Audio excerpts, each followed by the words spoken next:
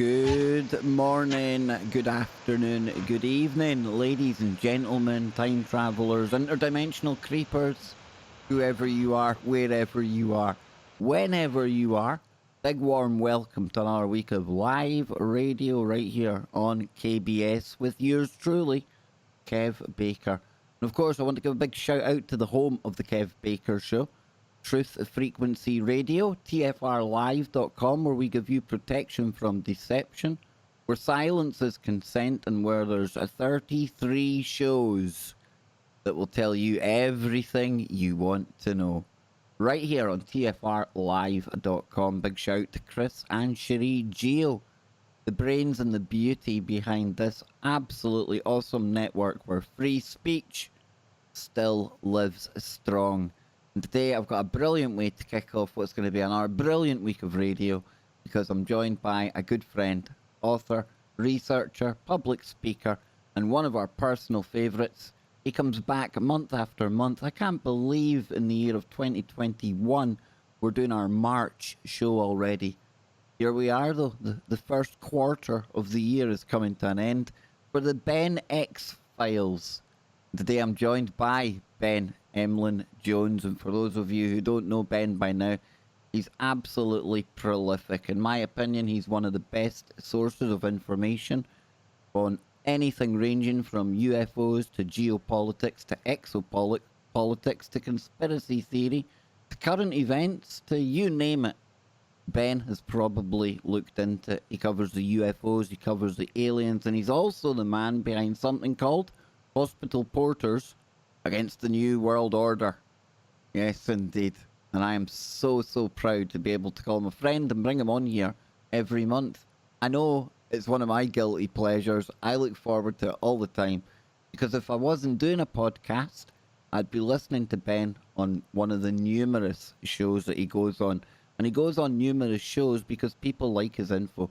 He's one of the nicest guys I've had the pleasure of meeting during this whole podcasting journey. And like I say, he's here. He's almost blushing there. Ben, how you doing, man? I'm fine, thanks, Kev. It's really good to be back on the show. It's always great to be on here. I always look forward to it. So thanks for having me on this brilliant show of yours once again, mate. Well, we do like to get into similar topics, and we do like the weird, the woo. But I think to begin today, I think we would both like to give a mention and pay credit to two of our own that we've lost in recent times. And I seen you had been doing a live stream on Ian R. Crane. Now, Ian is somebody who I knew his work and watched a few of his presentations, watched some of the clips of the conferences he put together.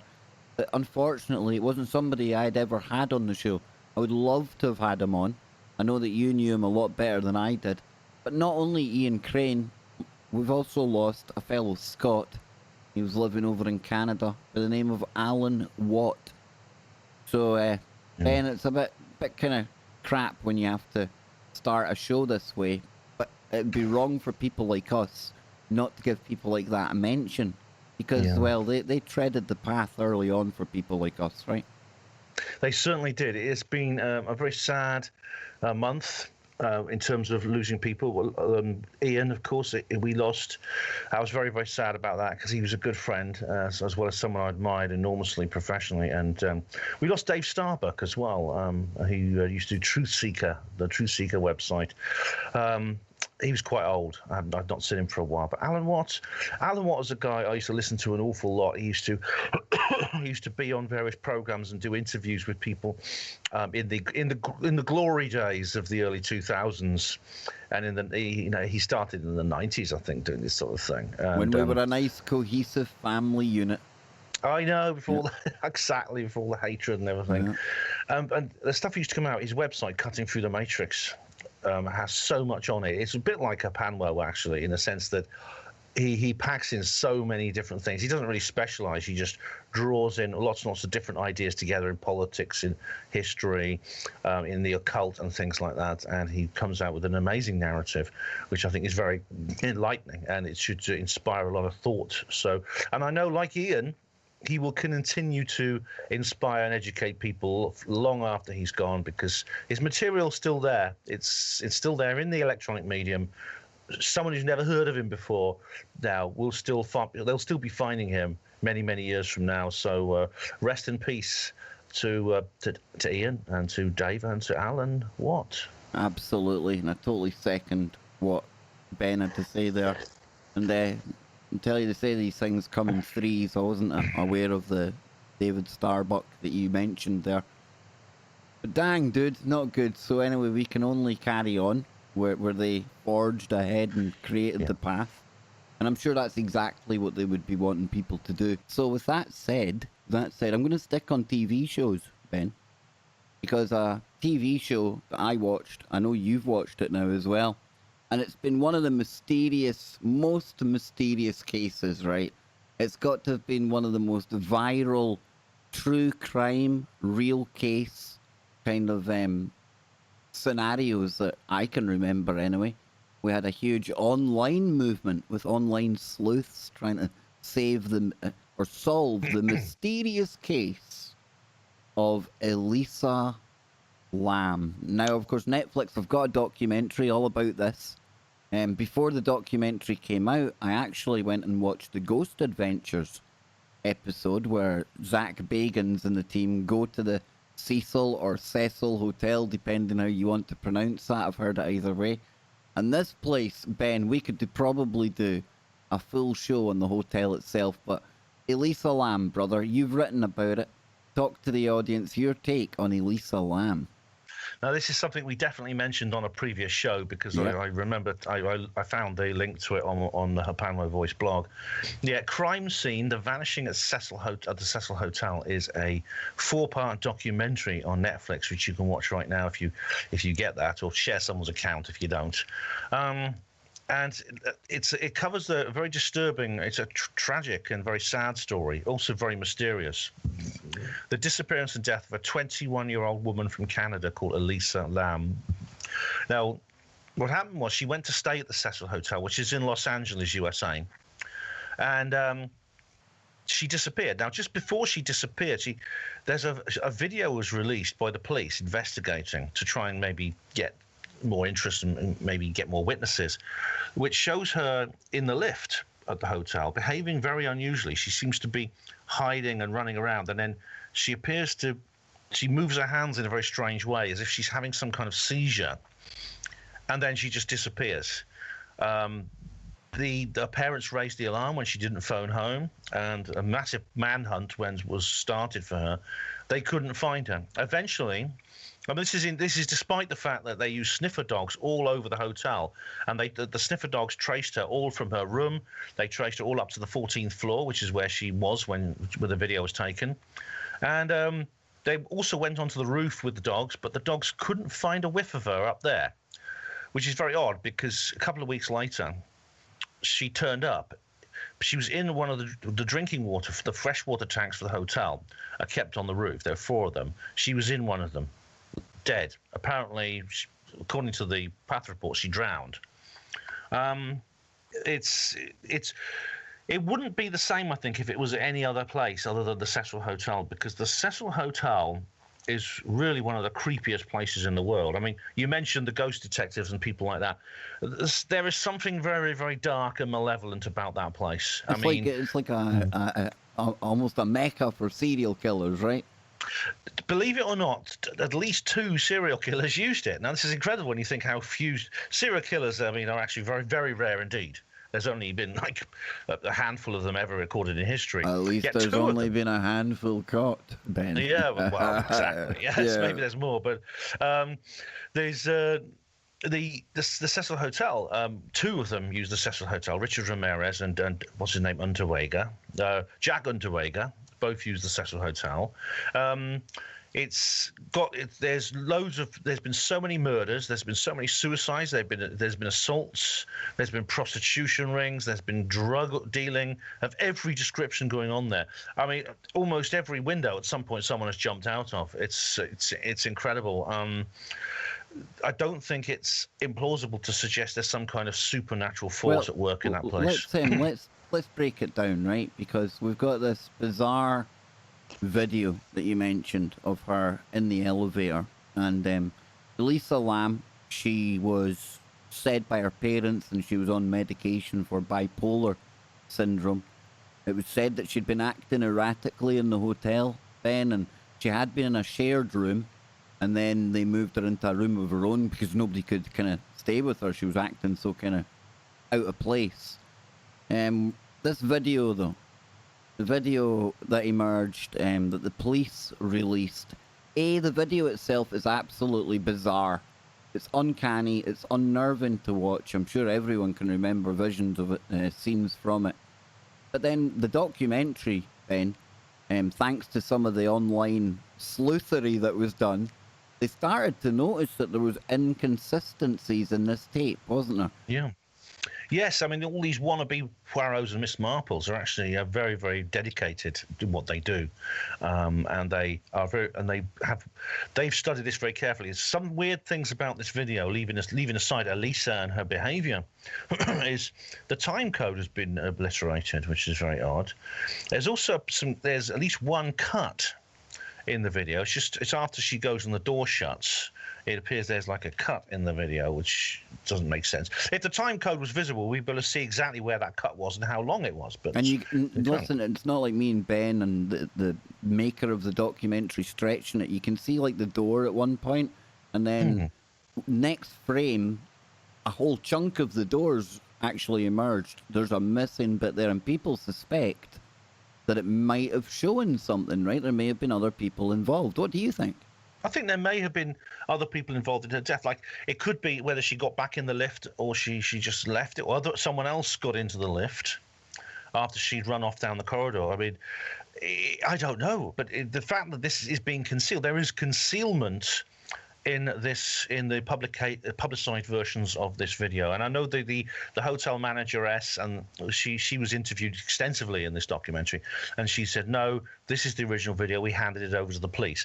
The police, the LAPD detective actually says, no, there's no messing with this video. I'm afraid I don't believe them. I don't believe that according to the official inquest in the end, Elisa suffered a psychotic breakdown, and this does happen. She was seriously ill mentally, and she suffered from this bipolar disorder. She was on medication. She hadn't been taking the medication. The levels were very low in her system, which indicated she stopped taking it for a few days. They said, oh, she had this nervous breakdown, which you can see her. That explains her odd behaviour in the lift and just outside the lift. Then she went along to the end of the 14th floor. She climbed up the ladder onto the roof, and basically got into the water tank. Somehow, I mean, we'll come to the hatch in a minute, but she basically then she drowned. She started getting hypothermic in the water. She started taking off her clothes, as people do when they're hypothermic, because their skin cells the skin nerves start behaving like you're very, very hot, conversely. Then she drowned. Now, the weird thing is, again, there's no trace of her on the roof, which the sniffer dogs could find, even though they very successfully traced her all over the rest of the hotel. There's no sign on. You'd think there'd be something they'd pick up on the ladder, or on the sub areas around the tank where she'd been. There's also the maintenance man who discovered her body said that the hatch over the tank was shut. There's like a little doorway, a little hatchway at the top of the tank, like a trap door. Then the police said, oh no, it was open. Because if she fell into the water, she couldn't have shut that hatch if she was in the water in the tank. You'd have to get out of the tank to do that, and she couldn't get out. That's how she died. However, the maintenance man insists that it was shut. The police said it was open. They said this was a misunderstanding. It was really open. But how long was it open for? I mean, she was in that tank, I think.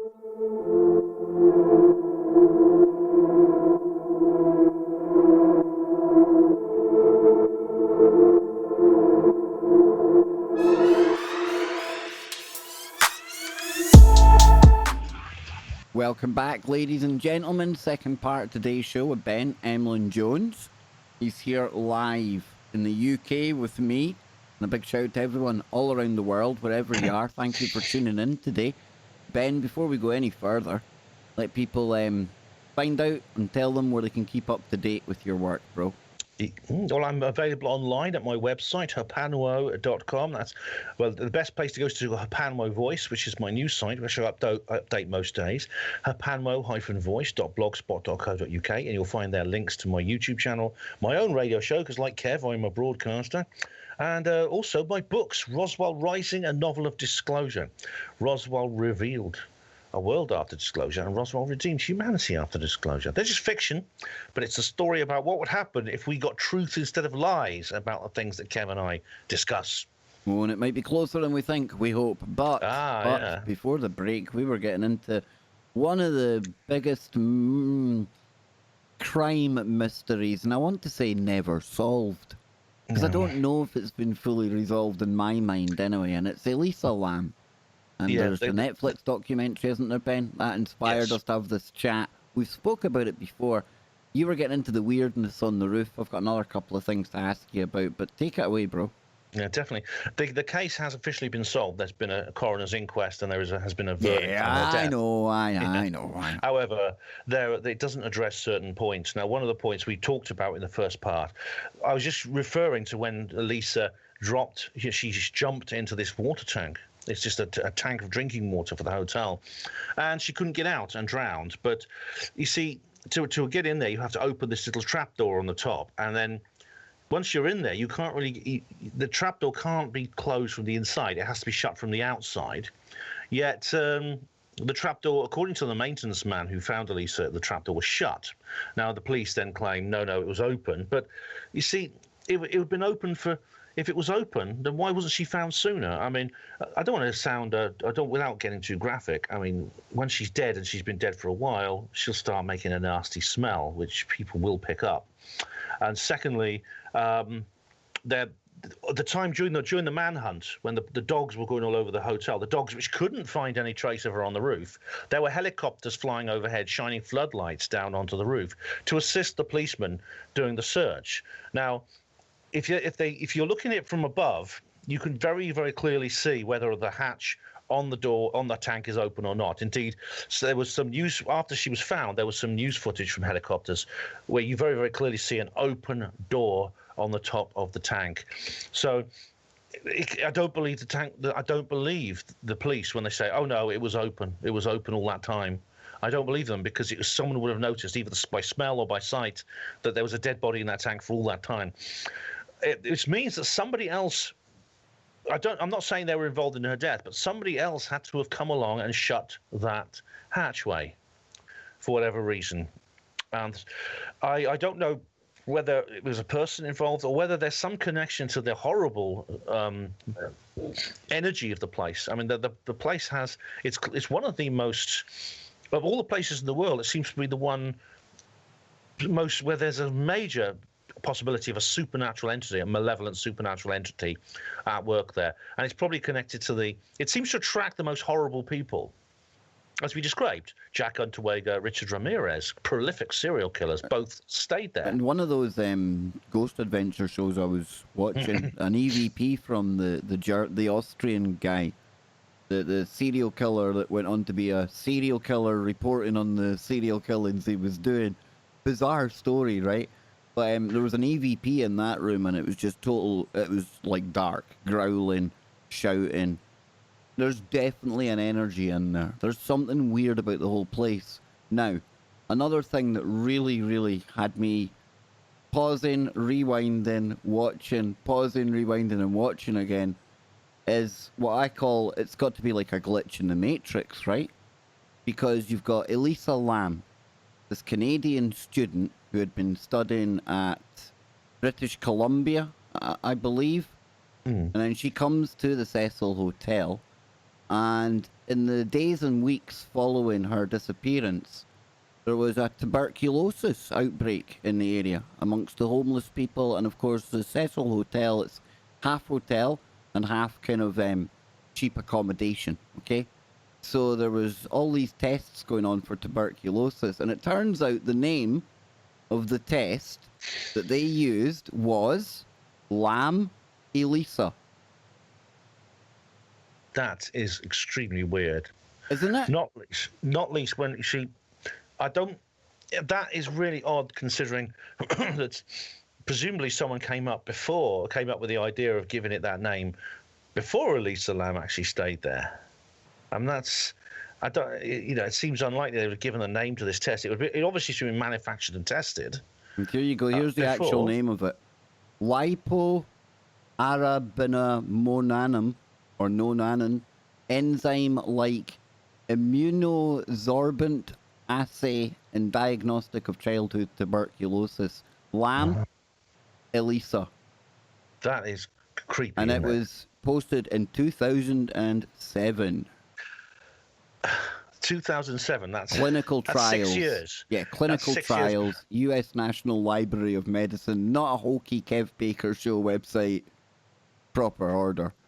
That is really weird when you consider this was 6 years before Elisa went and stayed there. And she was also a student in the chemistry department that was studying something to do with things like this, if I remember rightly.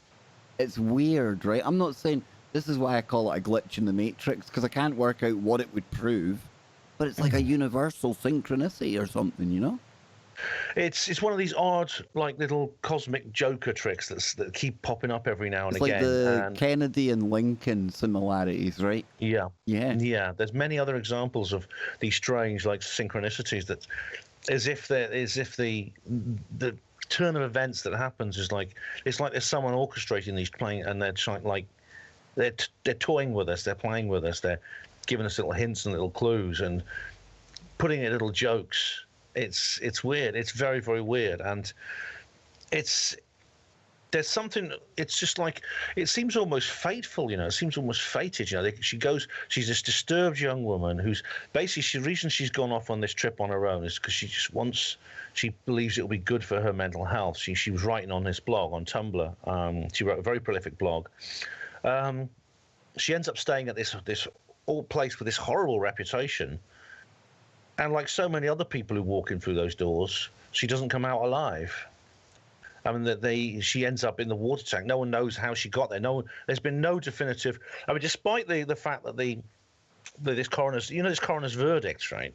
Yeah. The parents of Lisa Lam sued the hotel after that, and they used because of this coroner's verdict, they used that as to claim that the hotel had not had failed in its duty of care to their guests. The hotel's defence was they had several lines of defence, basically because they had security. But one of the things they said was, seeing as no one knows exactly how Elisa ended up in that water tank, we can't be held responsible for the means that she got there. And it worked. The judge dismissed the case. So that kind of contradicts the original coroner's inquest verdict, doesn't it? Yeah. It's weird. And then there was the thing with the date on the thing, but then when you looked at it closely, you could say it made a date for 8 or a 5. It was a bit. But there was another thing I wanted to bring up with you as well, and it was a character who became central in the documentary, and the hunt for who may have done something to Elisa Lam, and it was a character called Morbid. Ben, talk to the audience about this guy. Yeah, Morbid. If you look for him on YouTube, Morbid, actually, you might find him a bit frightening and a bit alarming because he wears this horrible, like, Halloween mask, and he makes black metal music, which is like, it's very loud. It's very loud. Very loud. It's played very loud with harsh sounds and videos, disturbing videos depicting violence. So this is quite normal for black metal. It is that kind of music. It's like shock music in a sense, but. The thing about this, Morbid, his real name is Pablo Vergara. He's a young man from Mexico who was visiting the Cecil Hotel. He went there to stay there, and he also wrote some song lyrics which include the word China. Now, Elisa was Chinese by ethnicity. Her parents were immigrants to Canada from Hong Kong. And the internet sleuths, these Inspector Morse kind of wannabes, some of them, not all of them, but some of them got hold of this, and they worked out from that was evidence enough to say that he actually killed Elisa. The nature of his work, the nature of his music and his acting and things like that, and the fact that he stayed at the Cecil Hotel.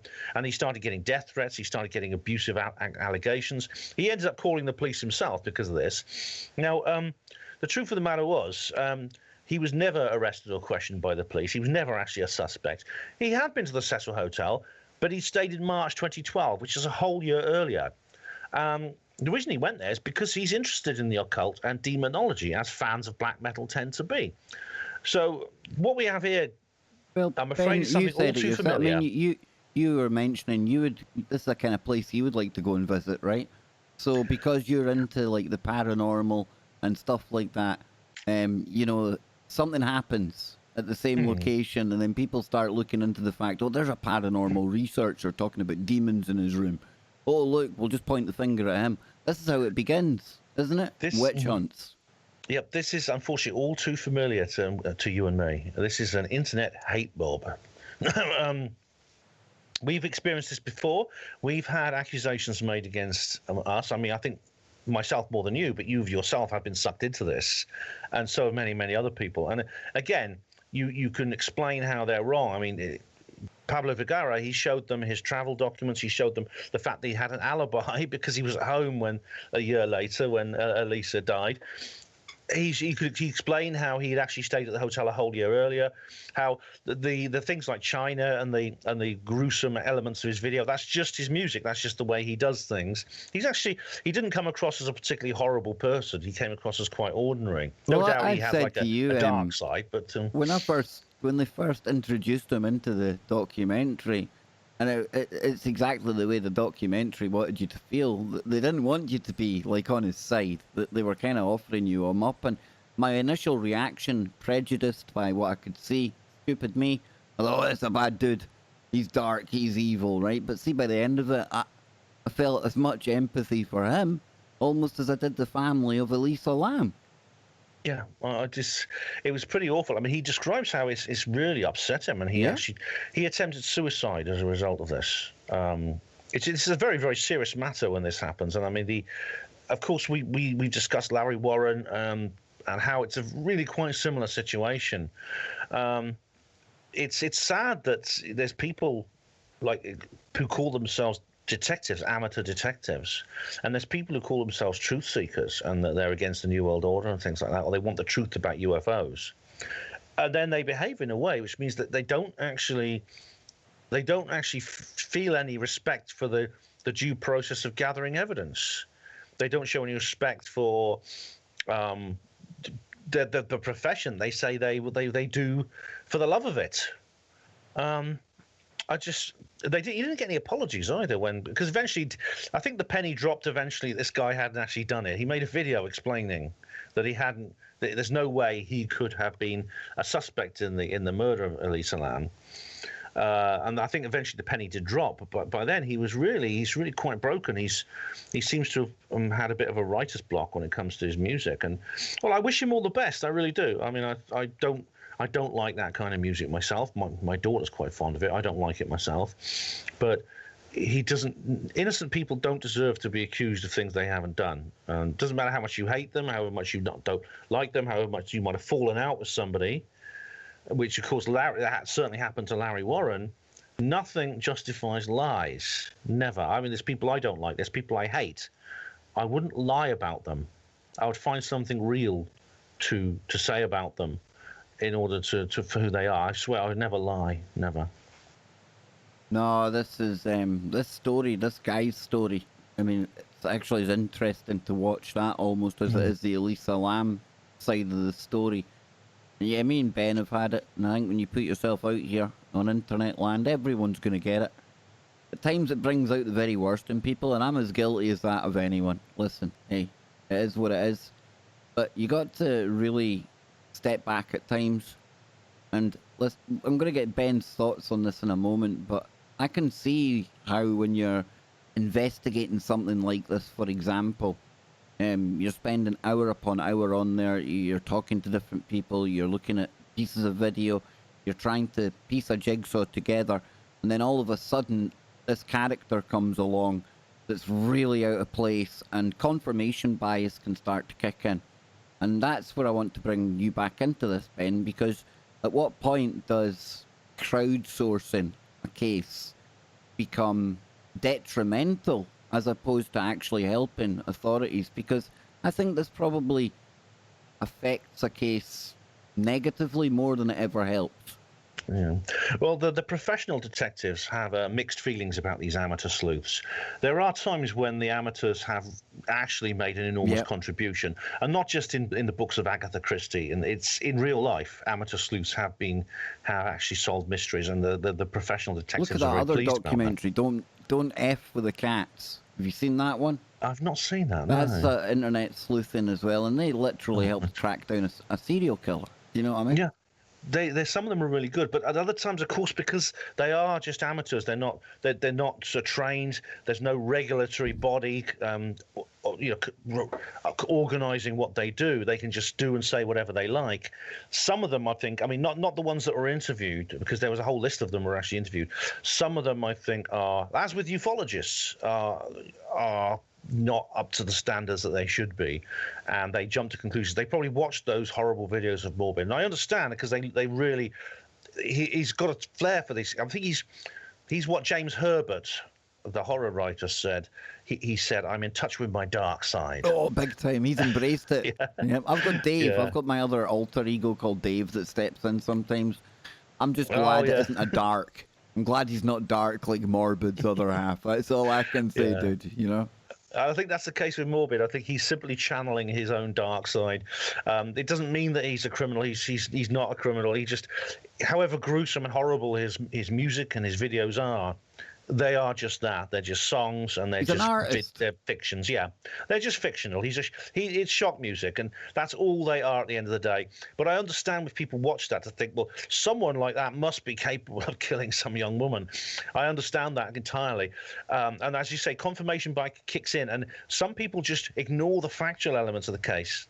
They ignore the fact that he's never a suspect. He had alibis. He wasn't even in the hotel within the same year that Elisa was there, and things like that.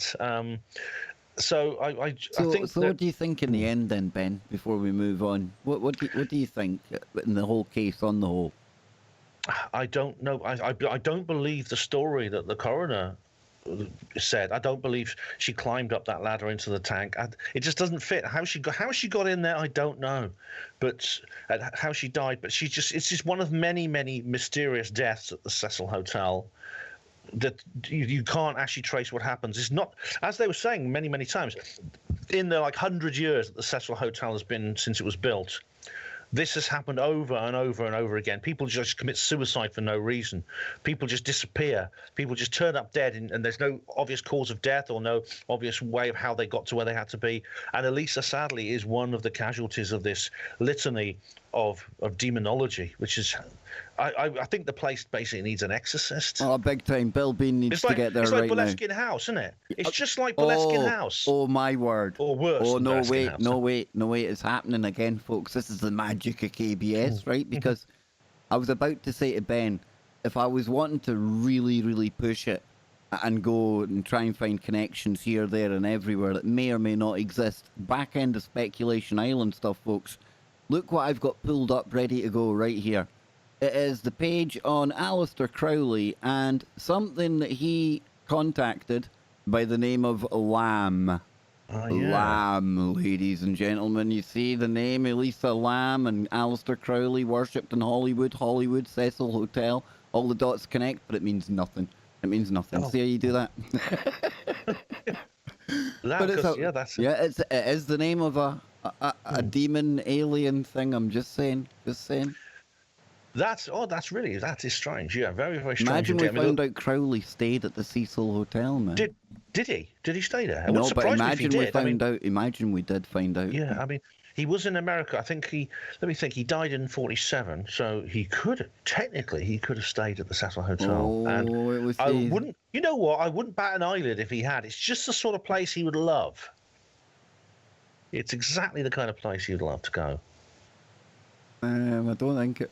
Oh, wait a minute. The Cecil Hotel and its evil twin. It's tied to Aleister Crowley. It's through Elisa Lam, right? Oh, right. Yeah. I don't think he did. I don't think he did stay there. But there's a lot of articles out there about with this kind of headline. Where are we?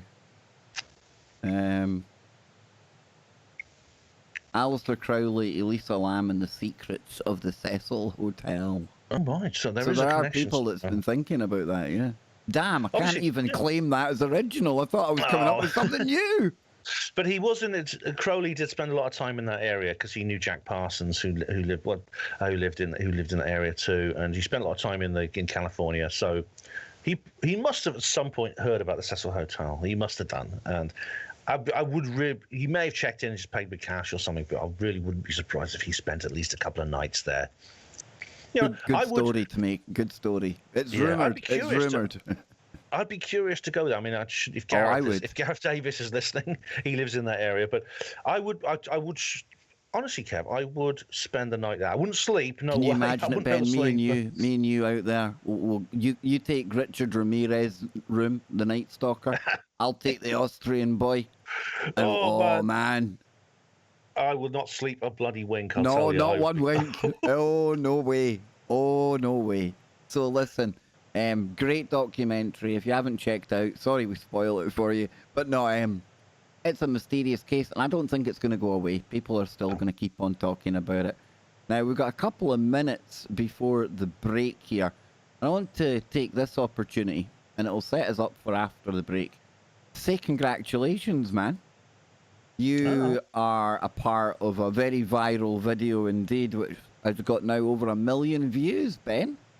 Yes, it's not one of my Hapanmo TV videos. Hey, Thank you. listen, wait. Come on now. Everyone, round of applause. Thank you. Well done, brother. Well done. I've had 900,000 on something I uploaded before. The shenanigans and the Scottish election thing. Never hit the golden 1 million. Talk to us. How did that come about, dude?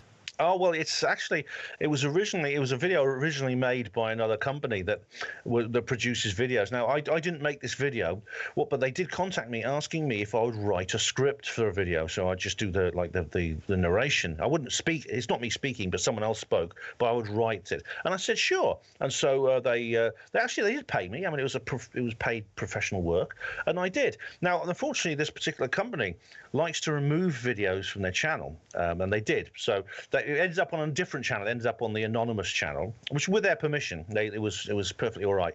And when it was there, it's actually gathered 1,200,000 views. And now I can't claim credit for making the video, but I wrote the narration, and luckily it mentions my name, which is nice. It has like a little bit about me at the end, which is really nice. It includes names of my books. So thanks for the free advertising, Anonymous. You know, it's really great.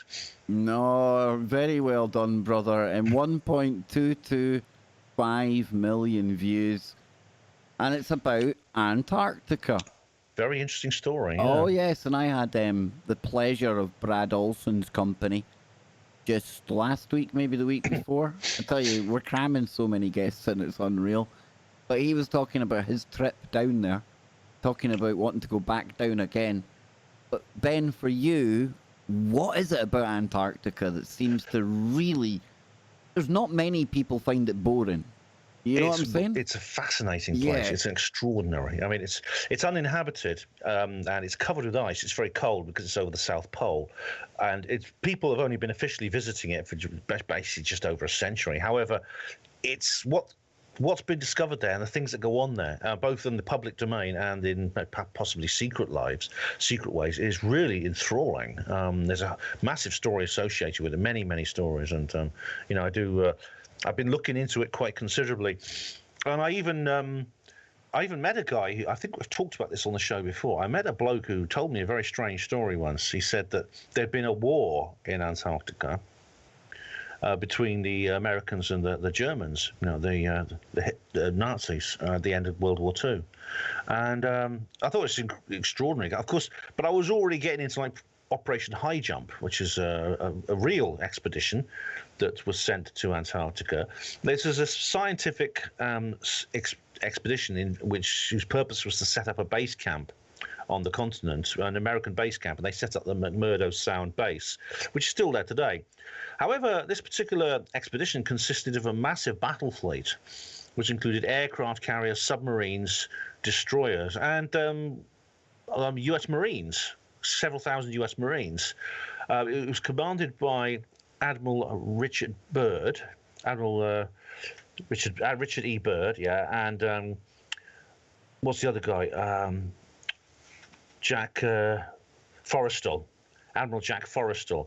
Now, at the end of this mission, a few months after this mission ended, both of those guys had breakdowns and ended up in psychiatric care, which is very, very strange. So I think there's something really weird going on. Something really weird was going on. I think there was some kind of military action involved here, obviously. That kind of firepower you don't take to an unknown continent unless you plan to do some fighting. And what's happened was at the end of that the following season, because in Antarctica it's completely cold, it's very cold, it's very dark, it's no sunlight. But the following season, that is the 46-7 to 48, a higher jump happened 46 to 47.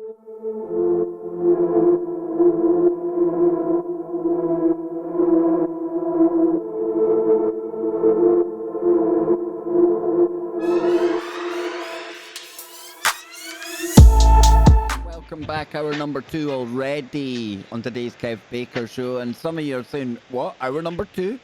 Kev, you're starting right now in the UK, do you know? Well, not this week. No, we have to wait for our clocks to go forward on Saturday night, Sunday morning. And then parity will be resumed. Yes, Iran, they're the latest country to be adopting daylight saving hours. Who knew?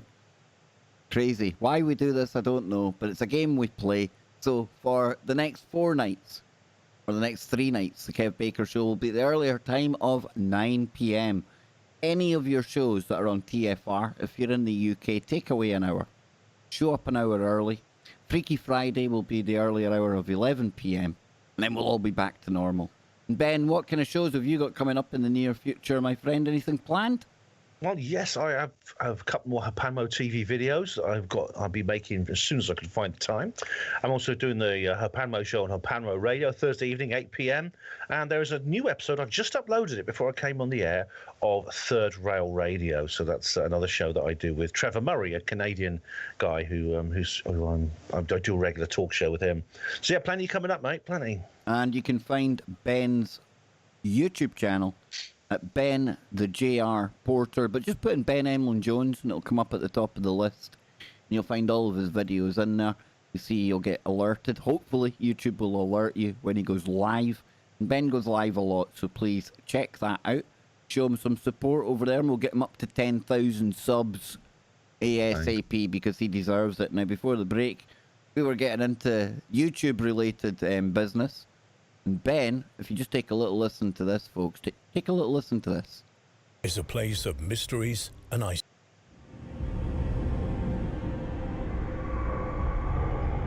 Antarctica is a place of mysteries and isolation.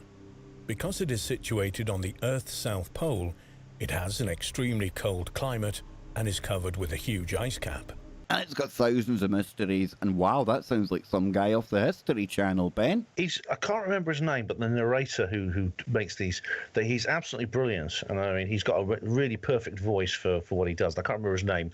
But yeah, that's not me speaking, but those are my words. I wrote those words. And there's amazing, weird, and wonderful continent of Antarctica, which I actually wrote 2,000 words about, which was turned into that video. And it's an extraordinary place, and there's so many mysteries associated with it. Even the conventional scientists can't even work out things like, well, how did this ice cap form? Because there's a huge, there's about 70% of the world's fresh water is on Antarctica in the form of ice. And so how did it get there? I mean, where did it, sorry, I think 70% of the ice or something. No, I'm not sure it's the fresh water. I can't remember. But the point is, how did that form? How long has it been there? Some people say, it fluctuates with climate change. Sometimes it comes and goes.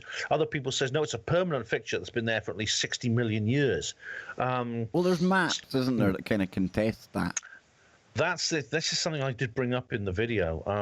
There's a map that belonged to a Turkish admiral called Piri Reis, which appears to show Antarctica ice-free. Now, we didn't know what it looked like until basically the 20th century, when they started using sonar to echolocate the original coastline below the ice cap. If that means that within recent times, if Antarctica was ice-free, that's incredible. That's absolutely incredible. If it was ice-free, then it's possible people went there and they lived there. Maybe it was the time of Atlantis. Maybe some people claim Atlantis actually was on Antarctica, and the ice cap actually formed very recently, within the last few thousand years. I don't know if that's true, but another possibility, of course, is that there may have been before the ice formed, there was some kind of intelligent being that lived there. What's weird is there are things that look like pyramids on Antarctica, which again I cover in the video. These are known as they're called nunataks, which is a word for a mountain which pokes out above an ice cap. However, the actual shape of these nunataks is extraordinarily regular. I mean, the size, not the size, it's about twice the size, but the actual shape, the dimensions of the shape are the same as the Great Pyramid of Giza. And there are a number of these objects. There were like several of them. And we don't know. They've never been visited. They've been flown over by an aeroplane. There's satellite photos. No one's ever actually gone there to check it out because, amazingly, I mean, there's still large parts of that continent that have never been explored in any detail. We were talking about the explorers during the break, weren't we? We were just about to get into it, and I said, no, hold on, we'll go back. I was saying to you, I look at the stories of some of these people, and wow, dude. Talk about, heroic type acts trying to take the boundaries further, and no different when it comes to the South Pole exploration. Yeah. There's extraordinary. These are the stories of the explorers, people like Roald Amundsen, like Ernest Shackleton, Robert Scott, and these others. It's really amazing. These were people who they may not have been the first people to step onto the continent, but they were certainly in recent times they were. And I'll tell you what, Kev, these are really incredible stories that no adventure writer could come up with this. And Captain Scott, of course, we British, I think we have a bit of a fetish for heroic failures. And Captain Scott is the perfect example. More people know who Captain Scott is than Roald Amundsen, even though Roald Amundsen actually won the race to the South Pole. Scott got there afterwards and then went home. Now, Captain Scott, there's no doubting his courage and his fortitude and his ability and his amazing dignity, as he writes in his diary. However, he made a miscalculation when it came to food supplies, and they ran out of food and died on the way back, which is very, very sad. They were slowed down because one of their party was injured. He ended up actually committing suicide to try and save the others. It's very brave, a guy called Captain Oates. The famous story, he said, I'm going out, I may be some time, and he ran out of the tent and was never seen again. Yeah, I mean, do look into. There's several movies have been made. There's a good film with John Mills, a very old one, but it's a good film with John Mills about Captain Scott. There are several others, and there's books you can read about Ernest Shackleton and these other people and what they did. I think their most fateful legacy is they kind of opened up a continent which has since then raised more questions about whether people like Amundsen and Scott were really the pioneers they appeared to be, or whether they were simply the first in recorded history to go there. Maybe others went there earlier. Yeah. It's possible, and I think there's been secret missions to Antarctica too. Well, you think about it, and there's that potential for what's below the ice, and that makes me wonder, There's two ways of looking at the bad guy from World War II fascination down there. A, it's way out of the way. It's the perfect place to have a secret base, right? But we also know that they were absolutely hell-bent, as much as on world domination, in retrieving ancient artifacts. And that's why I wonder, that's what makes me wonder, Ben, if it was all their own kind of facility that they went down there to do, which I could definitely understand, with everyone going to Argentina as well. It's only a hop and a jump and away. But at the same time, very open to Pandora's box of possibilities down there, Yeah, I'm sorry. I think I mentioned his name earlier, Mr. H. I don't think I don't want to get you in trouble, mate. I'm not used to calling them the bad guys from World War II. Yeah. This is my thing now. Mr. H and his team from a European power. Actually, they went on. There was an Antarctic expedition in 1939 where they set up a very significant base in New Swabia, in East Antarctica, and from there they were very, very keen to go there and find things. And we know that these people were interested in finding lost artifacts. They went searching for the Holy Grail in the south of France. They went searching for other things in Tibet. I mean, there's that 7 years in Tibet story, which is a really amazing thing about the German guy who actually went there to Tibet and ended up getting stuck there through the war. And of course, one film that I really like is Steven Spielberg's Indiana Jones and the Raiders of the Lost Ark, because it's about a story about how these people went searching for the Ark of the Covenant and find it. It's an amazing film. Harrison Ford is this hero, and it's a really, really good film. So what were they going to Antarctica for? What were they looking for? Was it an expedition to try and find some of the secrets that were left buried under that ice? If the ice is maybe something that does fluctuate with climate change, and it's not a permanent fixture on the ice cap, it's not a long-term fixture, it actually comes and goes, then maybe there is something under there that that could be found. I mean, there's lots and lots of people talk about things being buried under there, including the chap that I met. Which we talked about before. So was he a British guy? I mean, I know we've talked about him before, but this is one of the more fascinating anecdotal kind of stories I've heard about Antarctica, and it's fascinating, man.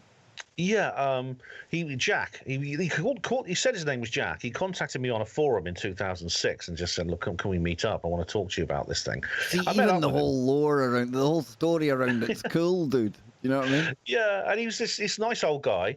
We met on 2 occasions in Oxford, actually, and he told me that in 1947 he had gone to Antarctica as part when he was actually in the army after the World War II.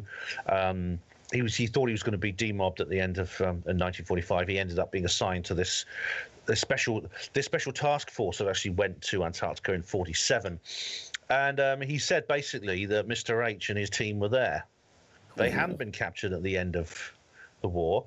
The body they found in the bunker in Berlin was not Mr. H, and that's been confirmed. Yeah, that's been confirmed, hasn't it? By Russians. By Jared Williams and other researchers. Yeah. The dental records, they found them. The Russians had the dental records. Yep. They were different to the ones on the body. And it's. I mean, even the show on History Channel, and I know History Channel's got its critics, and sometimes I'm amongst them. But that hunting, that bad guy, that show makes I think, a waterproof case for what we already suspected in the rat lines and going to Argentina, you know? Oh, they headed.